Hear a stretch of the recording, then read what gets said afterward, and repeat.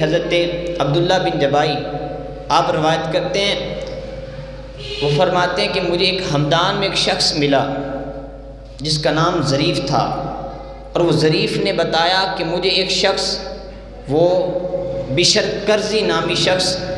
وہ ملا مجھے نیشا پور میں یا حوازن کے علاقے میں۔ اس نے بتایا، اب جو بتا رہا ہے اس کا نام ہے بشر کرزی، وہ بتا رہا ہے کہ میں ایک جنگل قافلے کے ساتھ جا رہا تھا، میرے پاس 14 اونٹ تھے جن پر شکر تھی، اور کہا ہم ایسے جنگل سے گزرے کہ اس میں اتنا گھپ اندھیرا تھا، اتنا اندھیرا تھا کہ بھائی بھائی کا ساتھ چھوڑ جائے، اتنا خوفناک جنگل تھا۔ کہا وہاں میں رات ہو گئی اور میں نے اپنے اونٹوں کو سنبھالا تو دیکھا کہ 4 اونٹ کم ہیں، تو میں اپنے اونٹوں کو ڈھونڈنے لگا، قافلہ چل پڑا، لیکن ایک قافلے میں سے شخص نکلا اور میرے ساتھ وہ میرے ساتھ تلاش کرنے لگا، میری مدد کرنے لگا۔ حضرت بشر کہتے ہیں کہ ہم ساری رات اونٹ ڈھونڈتے رہے لیکن وہ 4 اونٹ ملے نہیں، تو وہ کہتے ہیں کہ پھر میرے ذہن میں وہ غوث پاک کا فرمان آیا کہ جب بھی تم مشکل میں ہو تم مجھے پکارنا۔ تو اب وہ بشر کرزی کہتے ہیں کہ مجھے یاد آیا تو میں نے کہا کہ یا غوث اعظم، اے پیران پیر، میری مدد فرمائیے، میں مشکل میں ہوں، مصیبت میں ہوں۔ آپ کہتے ہیں میں نے اتنا کہا، اتنے میں صبح ہو چکی تھی، اور دیکھا کیا کہ جنگل تھا اور ایک ٹیلے پر ایک شخص ہمیں بلا رہا ہے، اپنی طرف اشارہ کر رہا ہے کہ ادھر آؤ ادھر آؤ، اور کہتا ہے کہ میں اور ساربان جو میرے پاس شخص تھا میرے ساتھ،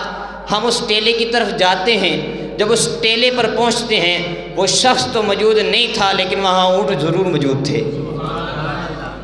تو جو شخص میرے غوث پاک کو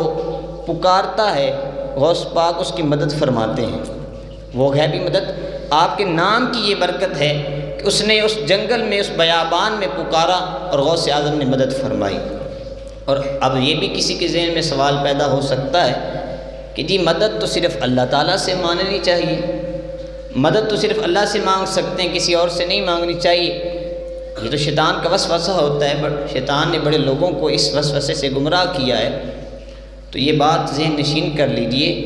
کہ مجھے یہ بتائیے کہ اللہ تعالیٰ نے قرآن پاک میں غیر سے مدد مانگنے سے کہاں منع فرمایا ہے؟ اگر اللہ نے منع فرمایا تو پھر تو بات تھی،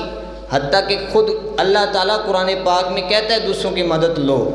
بلکہ خود فرماتا ہے ان تنصروا اللہ وینصرکم، کہ اگر تم میرے دین کی مدد کرو گے تو میں تمہاری مدد کروں گا۔ ادھر رب تعالیٰ خود کہہ رہا ہے کہ تم میرے دین کی مدد کرو میں تمہاری مدد کروں گا۔ تو جب بندہ